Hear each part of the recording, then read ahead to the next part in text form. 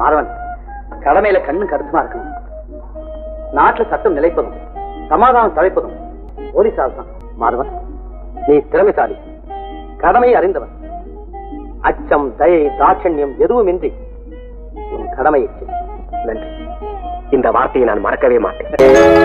பதவி வரும் போது பணிவு வர வேண்டும், துணிவும் வர வேண்டும் தோழா.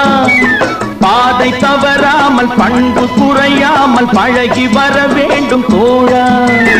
அன்பே உன் அன்னை, அறிவே உன் தந்தை, உலகே உன் கோவில், ஒன்றே உன் தேவன்.